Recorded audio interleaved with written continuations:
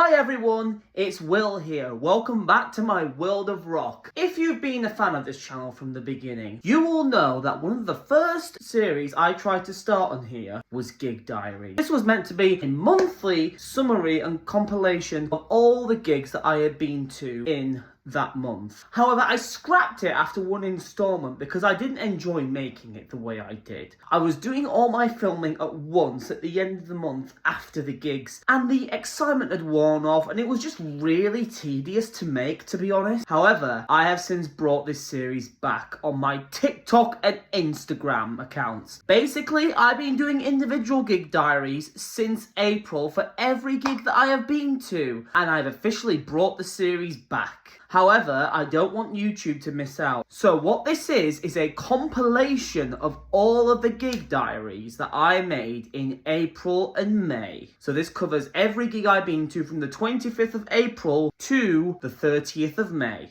That being said, there was one gig at the beginning of April on the 3rd that I didn't make a gig diaries for, and that was Muse at Brixton O2 Academy. So the most you're getting is this clip here.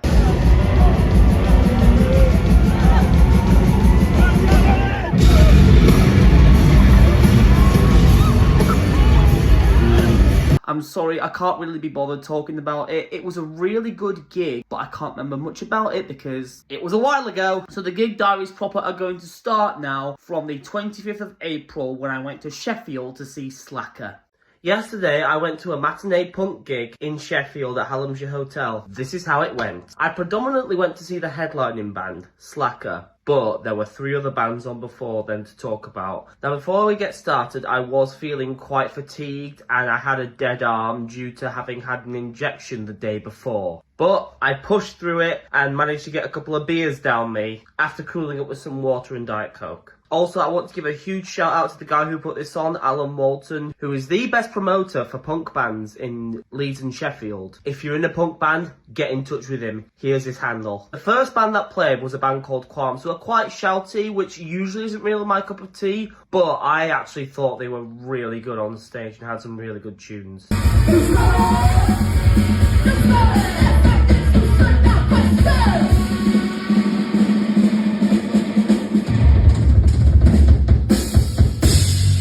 The second band that played was one I've actually seen play with Slacker before, called Utani. Quite a talky / shouty punk band. Not as shouty as like Qualms, but they do make their points known. And again, this sort of thing isn't really my cup of tea, but I do have a lot of respect for Utani. They're lovely people. I've spoken to them before.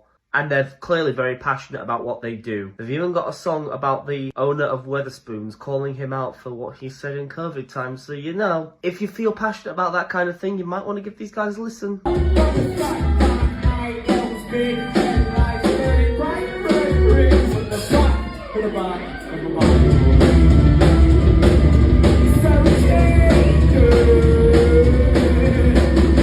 The third band that played were called the X-Ray Eyes, and they were my favourite of the first 3 that were on. They didn't do much talking or interacting, but honestly their music said that much and their sound was that good that I don't think it really mattered, to be honest. They were just a great band to watch through and through from beginning to end.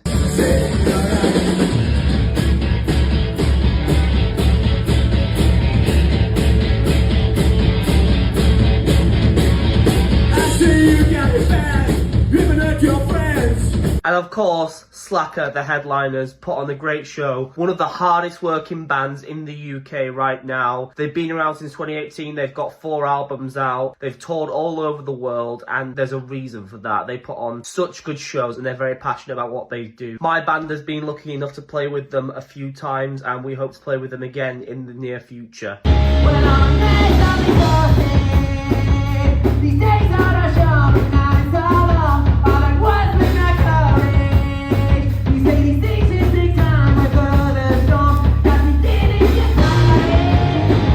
On Sunday, I went to a local gig in Leeds to see a band from Southampton and some other local bands. This is how it went. So to start with, for those who saw my video about the gig I went to on Saturday, I felt a lot better on Sunday as I'd overcome my fatigue. I still had a bit of a sore arm, but I felt a lot better. I got the bus and train to Leeds as usual and coming back home as well. And I did a big, about 20-minute walk up to the venue, which was the Fenton. It's a lovely little pub and a great venue that I've played with my band a couple of times. They always serve great beer there. The room upstairs is quite wide, but it's really spacious and really nice. And the sound guy there, who also puts the events on, Phil, is fantastic. The first band to play was like a Beach Boys punk band called, well, Beachhead. And they were really good, have a great rocky surf vibe that felt quite punk, which I really liked. The one thing I will say though is that the majority of the crowd were there for them, and after the band had finished, they went downstairs to drink with their fans. Only one member of the band came up to watch a couple of songs from the other bands, and only a couple of fans came back up for the headliner. There were practically no one around for the second support band. I really hate it when bands do that, and it gives me a bad vibe and rubs me the wrong way. Nevertheless, their music is still quite good.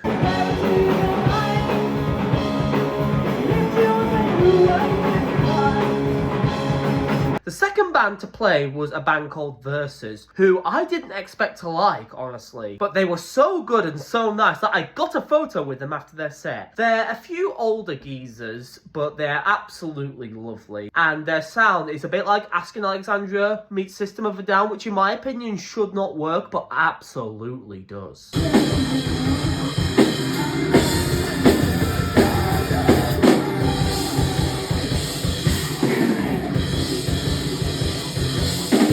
The headliner's Slacker, for those who didn't see my last video. Not much new to say about them. They always have a strong work ethic and always put 110% into their shows. Again, got a photo with them here afterwards as well. The only real new thing to say is that this was my 15th time seeing Slacker, including times when I played with them. And to celebrate the occasion, I asked them to play a song that they don't normally play live, and they live debuted the closing track from their new album, All I Know. That's the name of the song. The name of the album is A Light on the Horizon.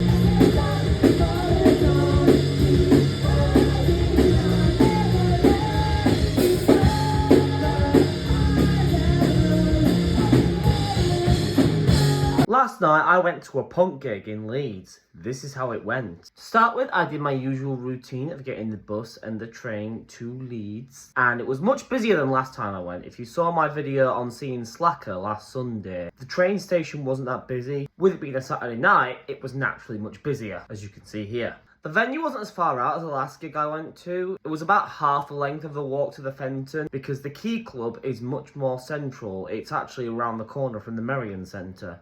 I've been to the Key Club so many times. The guy who was working on the door there, Jordan, is actually the guitarist for a local pop-punk band called Beauty School, who are doing so well right now. Check them out. It's also worth mentioning that before 7 PM, the venue was offering £2.50 on all pints. Another reason to get to gigs early. Now, there are a lot of great small bands working in the industry, and I've seen a lot of good support bands over the years. However, All Ears Avow were the support band for this show, and they wowed me. I have not been this impressed with a support band since I saw the Excerpts on tour with Yumi at 6 in 2018. For the first time in 8 years, I have been blown away by a support band. They're just so energetic, and their music is on point, their sound is crisp, and it's exactly what's up my alley.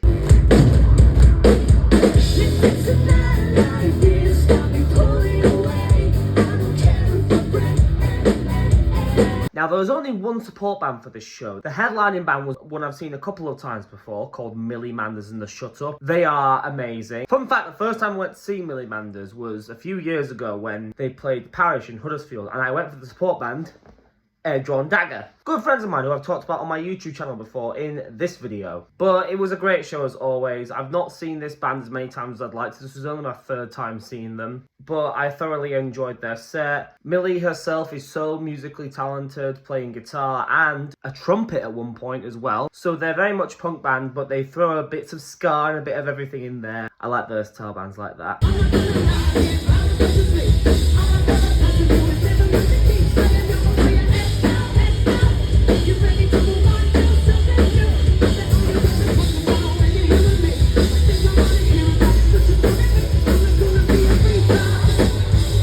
I also also got photos with both bands right here. This Saturday just gone, I went to an emo tribute night in Doncaster. This is what it had to offer. Unfortunately, I didn't get a lot of footage of my journey there this time around, as the train and the station were very busy and I just honestly was really tired and strained, so I just could not be bothered filming a lot until I got to the venue. The venue was the Leopard in Doncaster, and it's a pub with an upstairs room, and it's quite a nice room. Very nice and intimate, great for an emo tribute night, especially to two great bands. I made a couple of friends there, but it's also worth noting that a couple of unsavoury instances took place at this gig. I didn't let it tarnish the rest of my night, but I think I want to bring those up as we go, especially because the first one happened before the gig even started. In front of me, there was a disabled woman with her friend. Now, they got two stools and sat near the stage, which I think is fine. If you want a good view and you can't stand for long periods of time, you have every right to sit that close to the stage, especially if it's in a tiny venue. However, the bartender came over and said that they couldn't sit there, and said that they needed to sit at the back. However, the person in question complained because she said she wouldn't be able to see if she was sat at the back, which I think is fair enough. She wasn't taking up space, and most of the people were on the other side of the room anyway.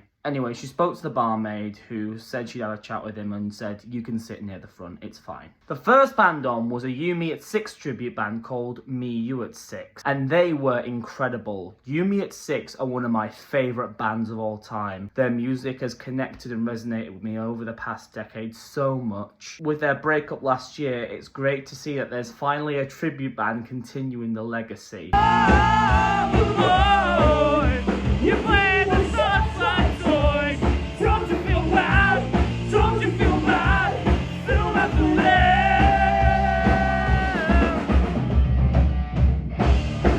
These guys also have a Killers tribute band called Killers UK, so you should check that out as well. After that was Paramore-ish, who are a Paramore tribute band, and their set was also incredible. As someone who's not been to a Paramore show since January 2018, I have been sorely missing this band, and this show reminded me why. Paramore-ish were also kind enough to give me a set list pictured here.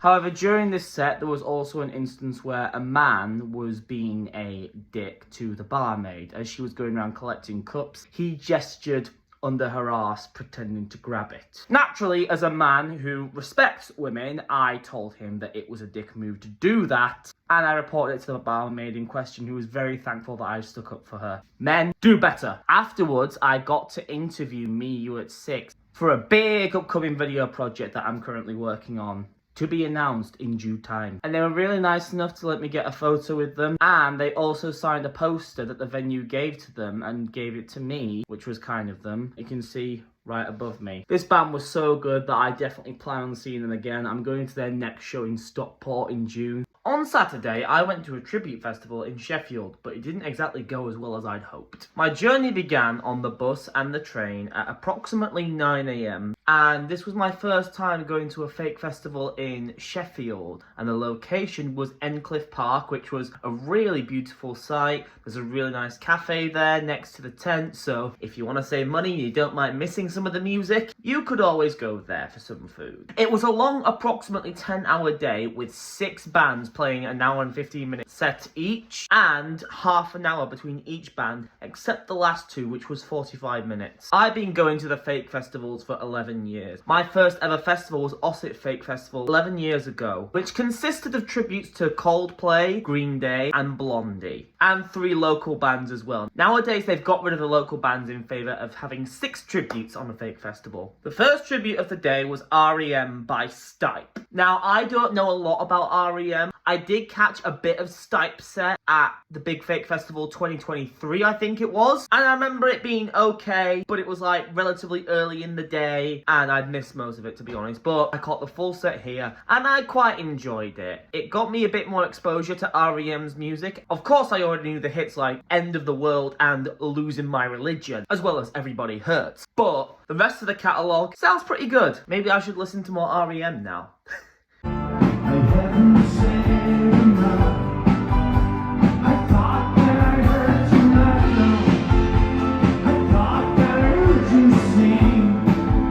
The second tribute of the day was In Excess UK, which, in case you couldn't tell by the name, tribute to In Excess. I remember seeing this band play at the Big Fake Festival in 2023, which was the first year that they were on the Fake Festivals, I believe. I remember them being okay when I saw them, but they brought a whole lot more energy this time. I really got into the set and it was such a joy to watch. I really got into the music. Again, like REM, I don't know a lot about In Excess. I only really know like New Sensation and Need You Tonight, the big hits. But the whole performance, the rest of the set, sounded so good.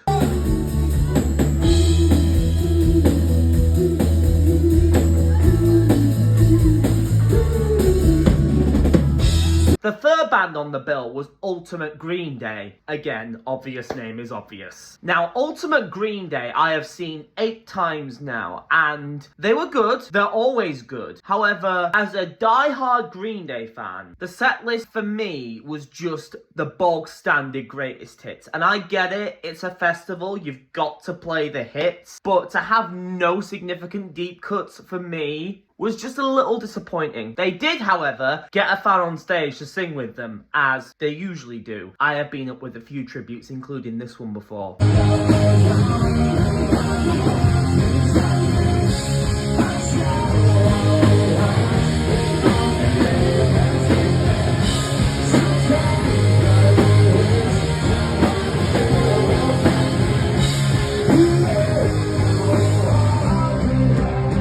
However, another big thing that affected my enjoyment of this set, and by proxy most of the rest of the day, was a little bit of a mental health crisis. At the minute, I'm struggling with my mental health, and for some reason there was just intrusive thoughts and a massive block that intruded my enjoyment of the festival, starting about halfway through Ultimate Green Day. And because of that, I became agitated. I had to take some time away from the front. I had to get into bigger spaces, which was really hard during the bands because it was sold out, the tent was packed, it was raining outside, so a lot of people were in the tent and it was so crammed, and particularly through the next 2 band sets, I struggled to get the space that I needed. Which is a shame because the next tribute band on was Fleeting Rumours, which was a tribute to Fleetwood Mac. After Ultimate Green Day, I also decided to get some food, which was curry, and I wish I'd taken a photo of it because it was really nice. Oh no!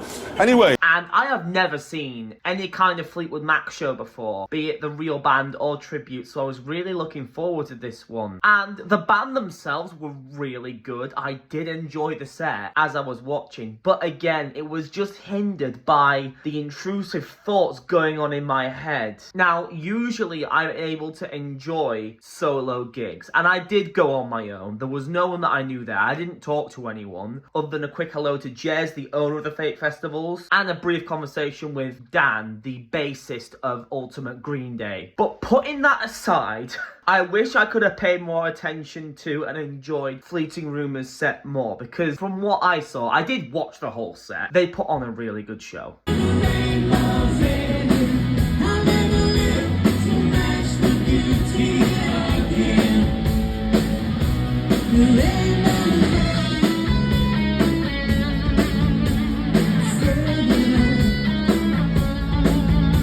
The fifth band of the day was the Antarctic Monkeys, obviously a tribute to the Arctic Monkeys. And these guys have played a lot of the fake festivals that I've been to. I think this was my 6th time seeing them in total. They're a good tribute. They always varied up the set a little bit, which I really like. Arctic Monkeys, I suppose, do have a fair few hits from the first 2 albums. So even though they play nothing past AM, there's still quite a variety there. Now again, my enjoyment of the Antarctic Monkeys, much like Fleeting Rumours, was kind of quite hindered, unfortunately, due to my mental health. But it wasn't as big a deal, I suppose, because I have seen them quite a few times, so I know their shows and I know they're good. But I still watched the whole set. Again, it was just through a kind of disassociated lens.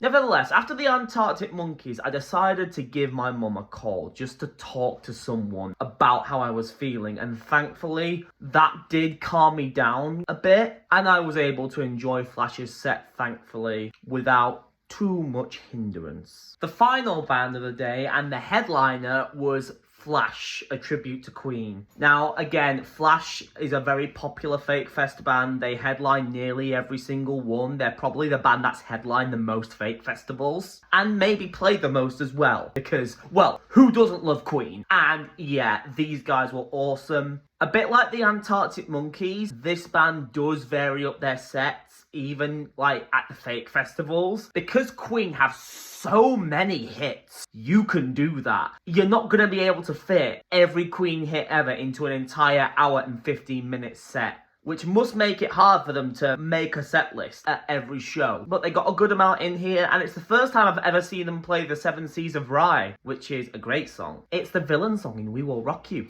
and it's great.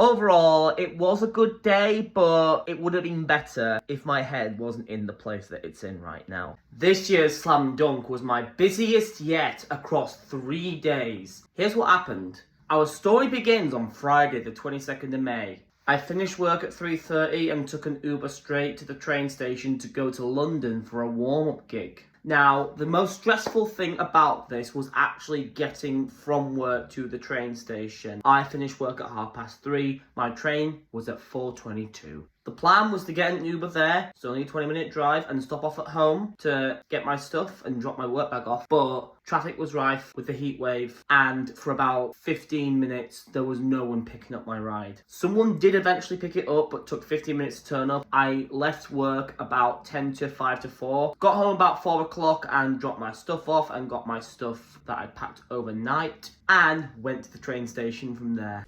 Everybody got that? I got to the train station before 4:15, so I had 9 minutes to spare. In fact, the precise time was 4:13. The train journey was relatively smooth. I actually had enough time to get some dinner before I boarded the train. Thank God for Greggs at train stations. As soon as I arrived in London, I took the tube to Haggerston, where the gig was being held. I went to the Signature Brew tap room and I saw Trash Boat, which was crazy. Seeing a band that kind of big and that I love that much in a tiny tap room was mad. I also bumped into a couple of friends and got talking to a few people. This is the start of the biggest social experience I've had in a long time. In my Sheffield Fake Festival gig diaries last week, I talked about how bad my mental health is at the minute, and the predominant reason for that is because of how dead my social life is right now. But there was a lot of social interaction this weekend which made me feel quite a bit better about things that I have done recently. But getting into the band, the first band on was a band called Pale Loom, which I swear sounds like the name of a real ale. It was their first ever live show, and I cannot believe it because they were fantastic. These guys have such potential, their music is great. They did a really good Tate McRae cover as well, which breaks from the norm.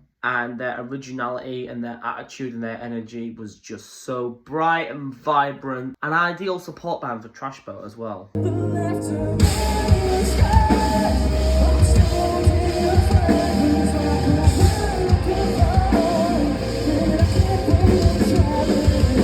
So Trash Boat came on afterwards and they played a huge mix with a lot of old songs mixed into the set, some of which they've not played since 2019. And this is for the 10th anniversary of their debut album, Nothing I Write You Can Change What You've Been Through. Now, their plan was to play the whole album at Slam Dunk Festival that weekend, but we'll get to what actually happened. But for this gig, the whole thing ran smoothly. They played a big mix of things from different eras, a lot of old songs. They were on time, they were off on time. There were scenes in the mosh pit. Honestly, a mosh pit in a tap room was mental. And it finished at 10 o'clock, which meant you could stick around and have a pint afterwards.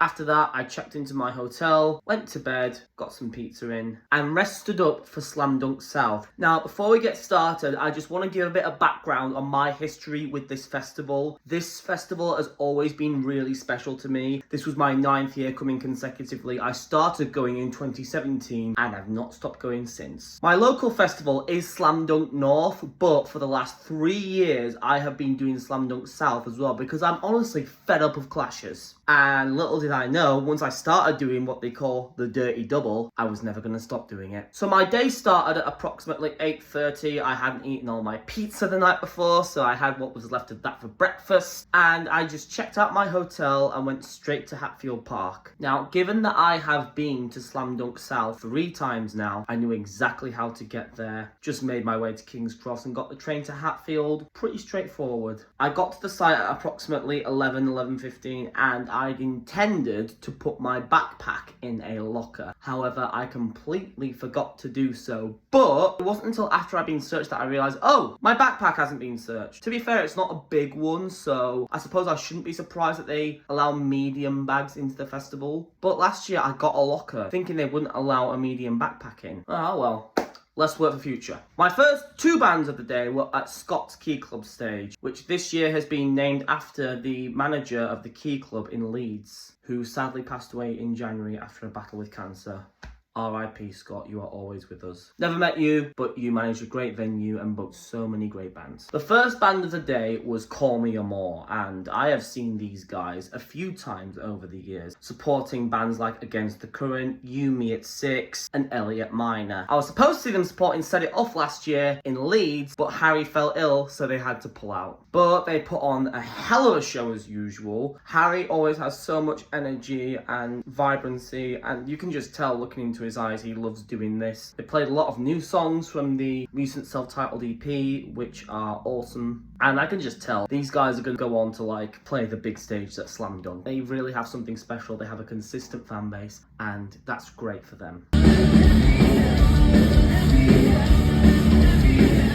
Now, the interesting thing about Scott's Key Club stage this year is that the band had a 5-minute turnaround, and I wondered, how are they going to do that? It takes at least 10-15 minutes to set up a set after one band's finished. Well, as you can see here, they had 2 drum kits on a turntable. So as one band was playing, they would set up the drum kit behind on the other side of the turntable. And it was always just a very funny visual watching someone in a drum kit spin around while the other drum kit spun the other way, and you can just see them setting up. It's a cute, funny image. I don't know what to tell you. The second band on was Dead Pony. Now, Dead Pony, I have been a long time fan of. I am proud to say that I'm one of the more OG Dead Pony fans, because I first discovered them in 2021, about 2 years before they started getting noticed. They supported the Main at the Key Club in Leeds, and, well, they played the Key Club stage, so this is really coming full circle, especially with the turntable. But as usual, they had lots of energy to their set. They played a lot of new songs, which I didn't know as well. I've not really had much time to listen to the Eat My Dust EP, but they sounded really good. I have also seen some of these songs live already before they came out, specifically Eat My Dust, Boom, and Freak Like Me. And it was great to actually see them after they come out. It was really, really good. Anna always has so much energy. It's crazy unreal.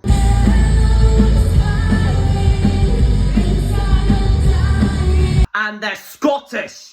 The Scotsmen have so much energy on stage. And Scotswomen. So after Dead Pony, I had a little bit of time. So I made my way slowly to the Monster Energy stage for the next band I wanted to see. And on the way, I bumped into Cookie Monster. Yes, there was someone at South in a Cookie Monster costume. He was also there last year. If you were at Slam Dunk South last year, you will have seen that this guy was crowd surfing during a Day to Remember set, and Jeremy noticed him. Anyway, I got a photo with the legendary Cookie Monster guy. It was so cool. So as I made my way to the right side of the Monster Energy stage, because they had 2 sides with one band playing each side. The idea is one band finishes, the next band starts. While I was waiting for bass side, I caught a bit of Medina Lake on the left side. And at the time, I didn't really recognise them because I'm not that familiar with Medina Lake. I have seen them before, but I went for the support band Grey Wind. But I remember thinking, these were quite good. Then I realised, oh, I'm seeing them at North tomorrow. It's these guys. You look familiar. Anyway, Bayside, I saw them once at Download Festival 2024 while waiting for Wheatus and Busted at the Avalanche stage. And I remember really liking their set, which is why I decided to check them out here. They were just as good, but weren't as interactive with the crowd, I don't think. Still a lot of energy that went into their set. Big audience, big vibes. It was really, really cool.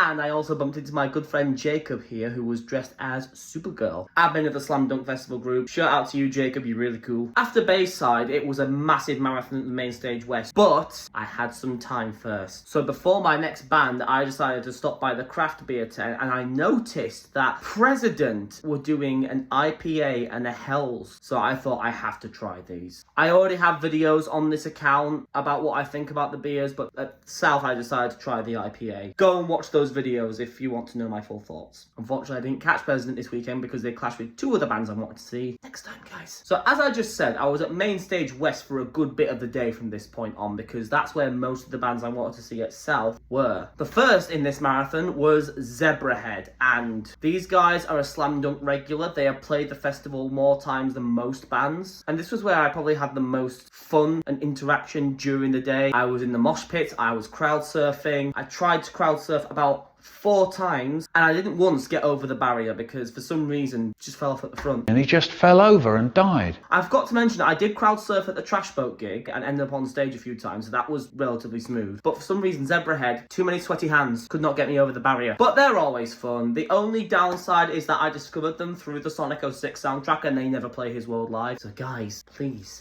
add His World to the set list. I know it's been 20 years and you still haven't played it. All the more reason to. They're a fun, drunk party band and they're always a vibe.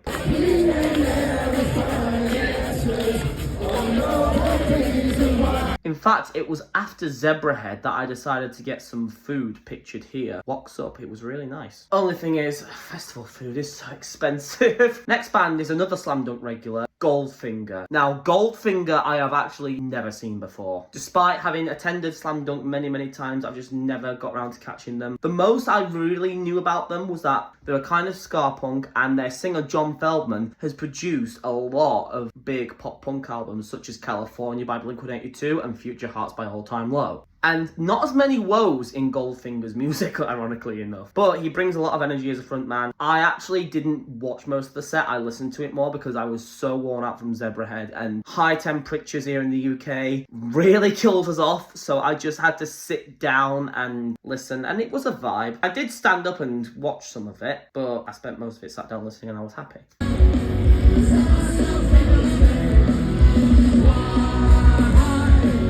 So the next band I did decide to get a bit further forward for, and that was Dashboard Confessional. I'm going to be straight up with you here. Dashboard Confessional, the most I know from them is Vindicated from the Spider-Man 2 soundtrack, which I'm sure is probably how a lot of the mainstream know them. They did play that, so I was happy. And the rest of the set was pretty good too. It was a more chill, sad boy set, and I have to say, the second singer, I'm sorry, I've forgotten her name, loved her vibe and her dress sense. I don't know how she was coping in this heat with a black denim jacket, but respect to her.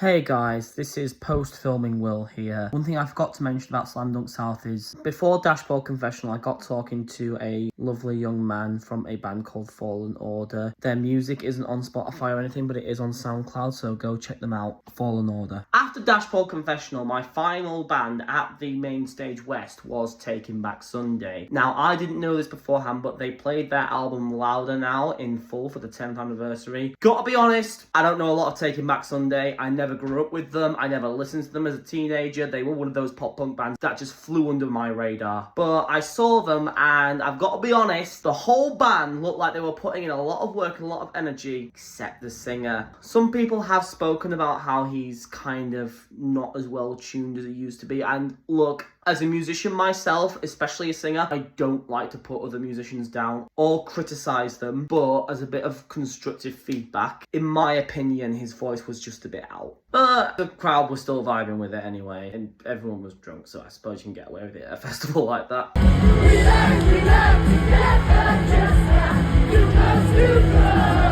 After Taking Back Sunday, I returned to the craft beer tent to try a more fruity ale. Can't remember who it was from. It was one next to the President beers on the big banner at the back, but it was really nice. Because I had about a half-hour gap before my next band, which was Motion City Soundtrack, back on the Monster Energy stage. So I went up to see MCS and I'd heard about this band, never really listened to them, checked them out for the first time, really dug their sound. I like it. And they just seemed like really chill, nice guys who really enjoy what they do. And the bassist who stood in did a great job. After Motion City soundtrack, I decided to take a detour to Main Stage East to check out Malevolence. Now, Malevolence are a really heavy band, and I've got to be honest, I'm not really into heavy music, but I have heard good things about this band, and as someone who has a very close connection with the Sheffield music scene, I felt like I needed to support them for that reason alone. Again, not really my thing, but they had the biggest circle pit of the weekend that I saw. I'm not sure if it was bigger at North, because I didn't see them there, but they're really good at what they do, and I highly respect them. And I ended the day with Good Charlotte, the main headliner of Slam Dunk 2026. Now, Good Charlotte have not been to the UK in 7 years, and I have not seen them in 8 years since they last headlined Slam Dunk in 2018, back when it was still in the city centre and they played the First Direct Arena. If I'm being honest, I think that they sound great live, but I'm not sure if it was because it was their first show in the UK in so many years. Joel Madden just seemed a little bit like nervous and he stumbled his words a little bit. It's just something I kind of noticed that made them a little unengaging to watch in between songs when they were doing the talky bits. However, it picked up at North, which I will go into in the next part. But good bit of nostalgia. They've got some bangers. They played some deeper cuts. It was the first time I saw them play something from the album Cardiology, which is one of my favourites from them. And they played a couple of new songs, and that new song, Bodies, slaps so hard. It's such an earworm. I've not really listened to the new album, but that song in particular stood out to me.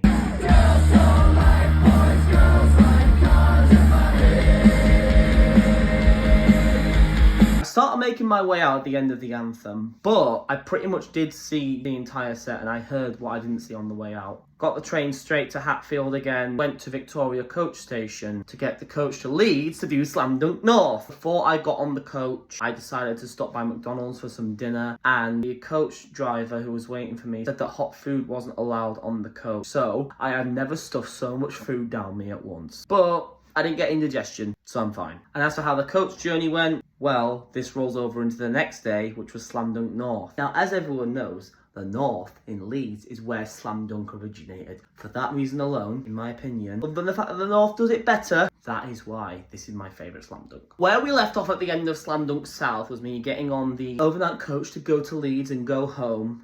Now, this was at pretty much midnight, 11:59. Coach journey was relatively uneventful, but I did struggle to sleep, to be honest. I always struggle to sleep on coach, especially if I know I have to be up and out to get off. I didn't get to Leeds until about 6 a.m. and then I got an Uber home and I got in at about 6:30. Literally slept for 2 hours and then got up to go to Slam Dunk North. I don't know how I function so well on such little sleep, especially in a heat wave like this. So I got to the shuttle buses for 10 to 9 and there was a big queue. Now usually I get the shuttle bus to Slam Dunk North every year, have done since 2019. And usually there's loads of shuttle buses moving the queues relatively quickly. However, I was waiting for half an hour this year. And because of that, I ended up being later than I wanted to, and I missed the first band I wanted to see, which was Beauty School. However, I had friends waiting for me in the access queue because thanks to my autism, I can get disability access. Usually the access queue is non-existent, but this year it was massive, and my friends have been waiting there for like half an hour, so I think I would have missed Beauty School anyway. The first band I saw was Medina Lake, which if you've seen the last video, I caught a bit of their set before Bayside started, but this time I caught their full set, and it was great. Just as good as when I'd seen them last year, with Greywind supporting at the Key Club in Leeds. Fantastic show.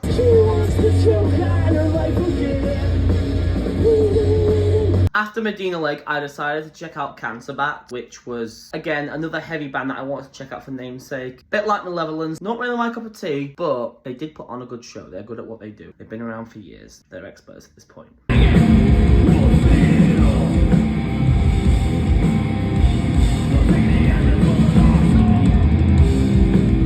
After Cancer Bats, I had about half an hour until my next band, so I decided to stop by the craft beer tent once again. And this time I tried the President Hell's beer. I have a whole other video about that on here, so you can check that out if you want to see it, but I preferred the Hells to the IPA. While in the craft beer tent, I also bumped into the legendary Slam Dunk Mime. Had a sit down and a chat with him. He was really, really cool. So after going to main stage to see Cancer Bats, I returned to the Monster Energy stage to see Set Your Goals. Now, I wanted to see this band purely because my former guitar tutor is a massive Set Your Goals fan, and he recommended them to me. Despite having never heard of them, years later after he recommended them to me, I decided to go and check them out. This seems like a band that has influenced bands like A Day to Remember and some of the bigger ones. So like Foundations are really, really rooted in there. They had a lot of high energy and the crowd was absolutely massive. Freaking scenes for these guys. I loved it.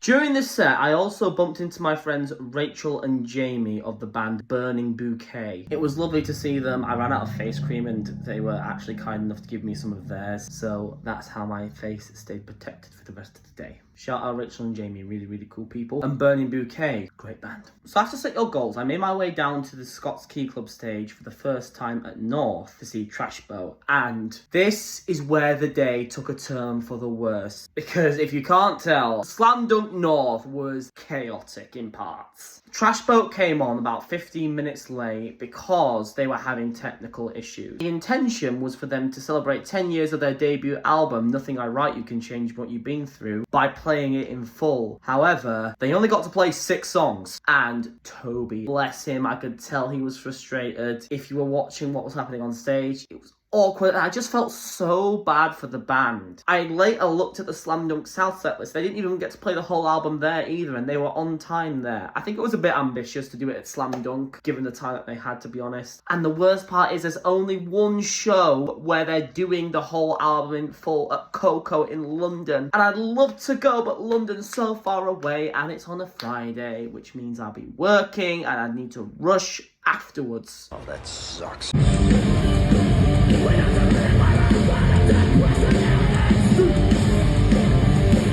And if that wasn't bad enough, the next band I saw had issues as well. But after Trash Boat, I made my way back up to the Monster Energy stage, grabbed some food on the way because I was really, really hungry, which was a burrito. And I missed the first couple of songs that Boston Manor played. In fact, as I got there, they just paused their second song because someone in the crowd broke their ankle. And the band had to go off stage with paramedics to take care of it. They were off for about 20 minutes. I just really hope the person who broke their ankle is okay. I fully understand why this happened, but if I'm being completely honest, that doesn't make me any less annoyed about it, because Boston Manor were going to play a bunch of songs from their debut album Be Nothing, which turns 10 this year, but they're also doing some 10th anniversary shows. 2 of them are in Manchester, so I'm just going to go to one of those. By the time Boston Manor came back on, they only had time to play 3 more songs, so they played less than Trash Boat. They played 5 songs in all, not even 5 full songs, and they only played 1 from Be Nothing.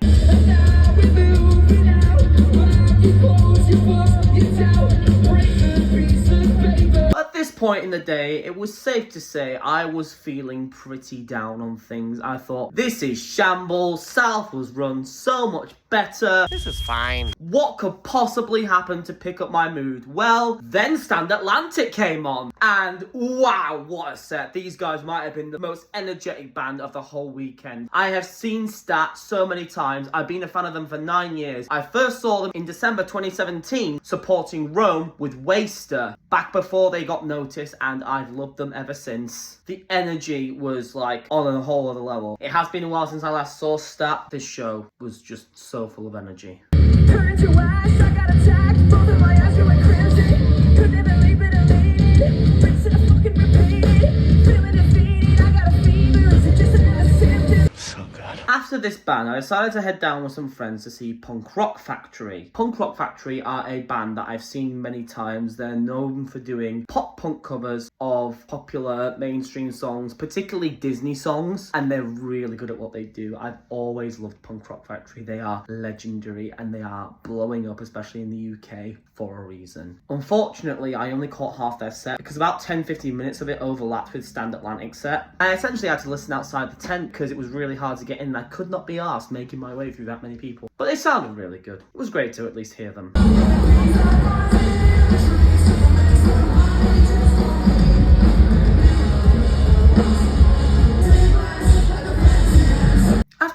Factory, I had a little bit more of a break, so I decided to take it easy for a little bit. Made my way back up to the Monster Energy stage because Tonight Alive was the next band that I was going to see. And well, then I caught a little bit of a band called the Mezingers, I think they were, on the other stage. Anyway, Tonight Alive have not been to the UK for 8 years because they just sort of secretly went on hiatus and didn't say anything. And then came back this year. Suddenly they're playing Slam Dunk and a show in London. So, safe to say, as someone who really liked this band and really got into them in 2018, I was hyped to see them. Yeah, their songs are cheesy. Yes, they have a formula, but it's meaningful to me, and you can tell Jenna McDougall does not take the fans for granted. I also got to see another Spider-Man song live, even though I've seen this one before, with The Edge from The Amazing Spider-Man 2. So they got the two Spider-Man 2 bands to play this festival. Coincidence? I think not! Anyway, it was just beautiful to finally see Tonight Alive again after so many years. Jenna came into the crowd for Little Lion Man as well, which I did not film because I just wanted to savour that moment with my own two eyes. And we also got a little collab between Tonight Alive and Stand Atlantic because Bonnie came on for Disappear. Disappear for a while.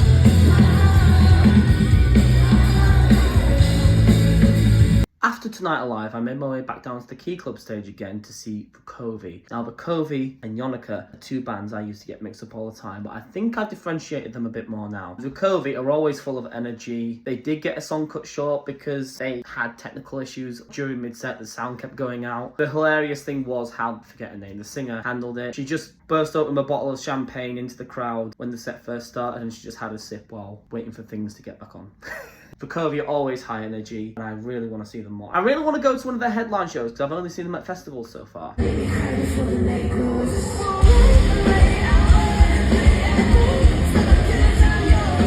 The penultimate band of the day was State Champs. Now, State Champs I have seen at Slam Dunk a few times. Always put on a good show, always a pleasure to watch. They played a lot of newer songs which I don't know as well, but I appreciated that because I was getting to hear the new stuff and get into it a little bit. And at the end of the set, I decided to do my final crowd surf of the day. What do you know? My little bag snapped. And later the zip came off as well, so all my belongings were just exposed for anyone to take. So I had to clutch it close to me with my own hands to keep it safe.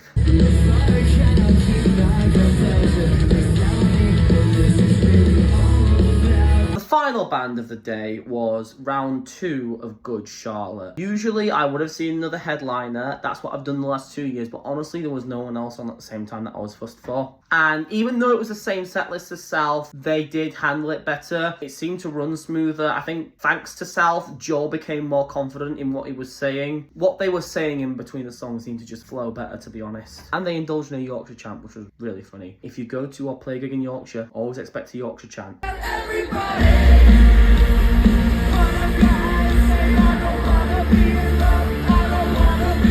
As I had seen Good Charlotte the night before, I started leaving the festival site 2 songs before the end because I know how big the shuttle bus queues can get at the end of the day. And, well, I didn't want to be late for the after party. On my way out, there was actually a bit of a cat fight. 2 people were really aggressively fighting. I hope they're okay. I don't know how security didn't notice it until about 30 seconds in, but I hope all parties involved are okay. Honestly, 9 years at Slam Dunk, I've never seen anything like it before. After getting back into the Leeds City Centre, I decided to make a detour to a kebab shop and get some food down me before heading to Belgrave Music Hall for the after party because they had a Fall Out Boy tribute band playing. Obviously this is because this was the 20th anniversary of Slam Dunk. Fall Out Boy headlined the first ever Slam Dunk festival in Leeds, and Fall Out Boy I have seen many times. They're always good, but this was a golden oldies set. Literally 90% of the set list was from Under the Cork Tree, and they just played the 2 hits from Take This to Your Grave and Thanks for the Memories from Infinity on High. I was just wondering if they were going to do the Fall Out Boy Slam Dunk 2006 set list, but no, they played different songs, but still golden oldies. Great to see.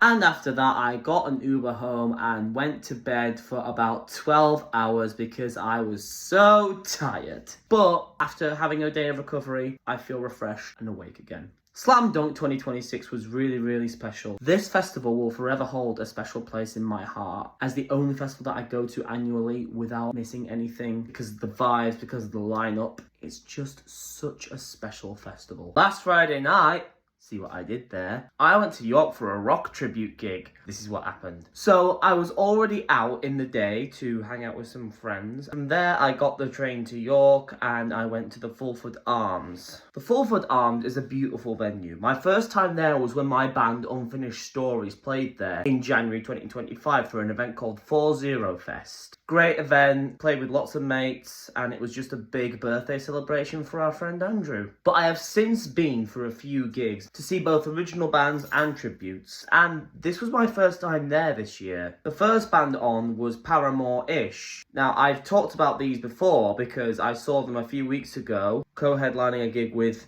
Me, You at 6. And what another banger set from these guys. Unfortunately, there weren't as many deep cuts because they only had 45 minutes, so it was mainly a greatest hit set, but it was still very enjoyable.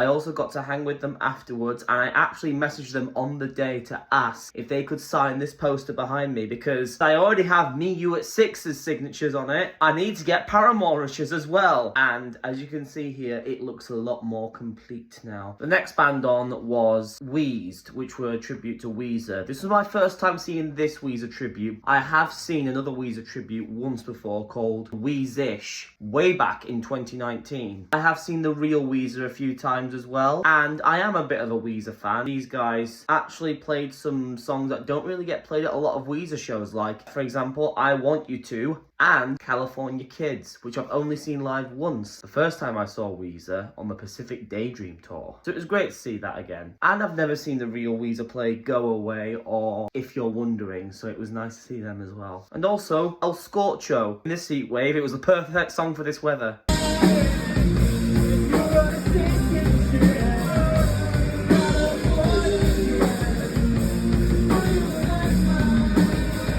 The last band on was the best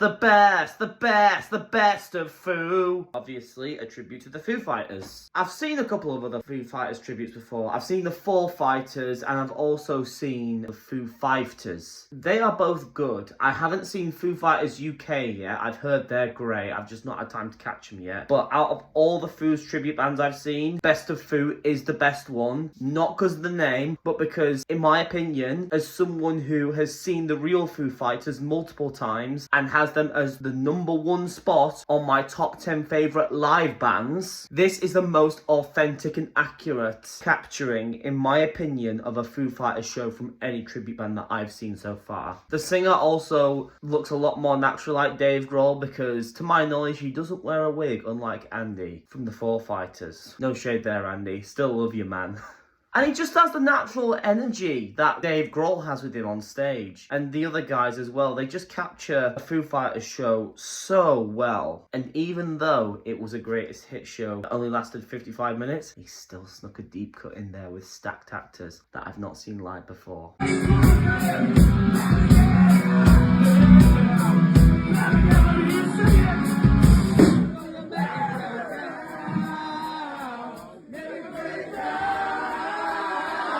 It's also worth mentioning at this show that I also got set lists from Paramore-ish and Best of Foo. I did admittedly quickly take a Foo set list just because I had to get off before the last song finished for my train. But Paramore-ish gave me a set list without me even asking for one, presumably because I asked them for one last time I saw them. So real considerate of them to think about me that way. Honestly, I feel like I'm building a tight friendship here with Paramore-ish. I'm going to try my best to not let it get parasocial.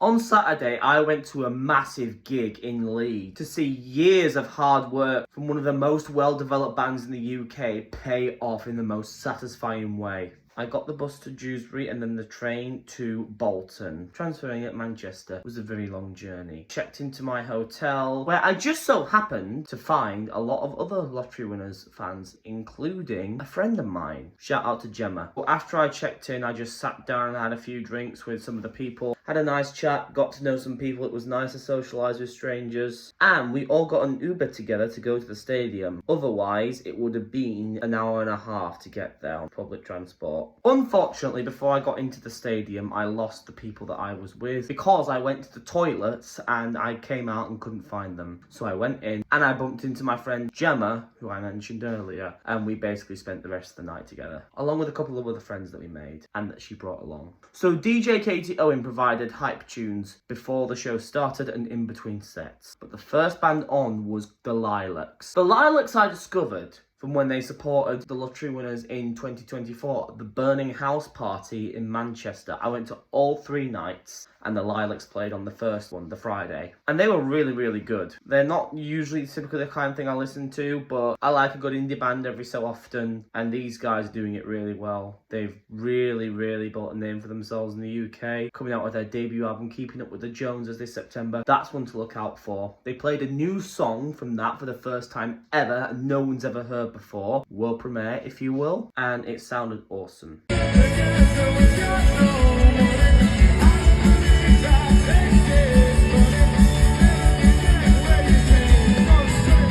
The second band on was Scouting for Girls. Scouting for Girls I've seen about 8 times now. I saw them just earlier this year for the 15th anniversary tour of their sophomore album, Everybody Wants to Be on TV. And they're so entertaining. Basically, they have been making the same album over and over again since 2008. But their live shows are just that good that people keep going, and their prices are that reasonable that people keep coming. They are so much better live than they have any right to be. That is why I keep going to see them. They are so much fun. And I don't care how uncool it is to like this band. I still like them, god damn it. I'm allowed to have variety in my music taste. And yes, I did grow up listening to their tunes as well. So I've got a slight bias there.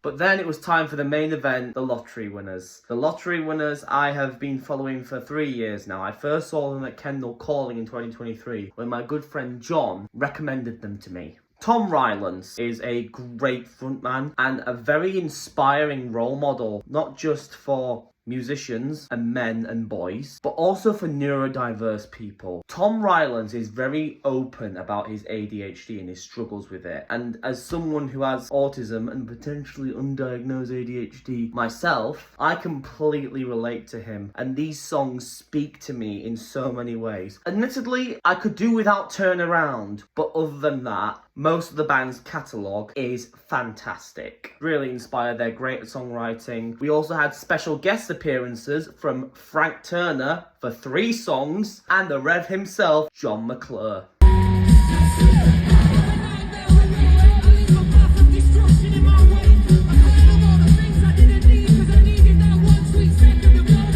After the show, Gemma, me and a few other friends went to the after party to a club that the guitarist Rob owns. I can't remember what it's called, I think it's Lemon something, but they host gigs and they have club nights. While there, I bumped into my good friend Johnny Blade, who's a proper grafter in the UK music industry at the young age of 19, and Tom A. Smith, who I've spoken to a handful of times, but I've seen multiple times supporting bands like Hardfire and The Lottery Winners, and also co-headlining with Girl Band, who I discovered through that tour and fell in love with.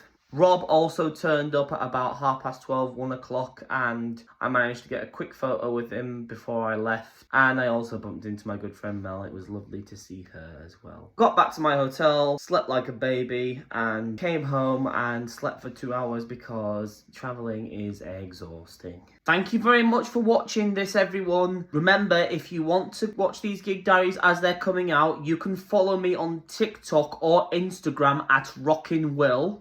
I'm going to continue to upload monthly compilations onto this channel, but if you want to watch them as they're coming out, that's your best bet. Thank you all for tuning in. I will see you next time for the next video.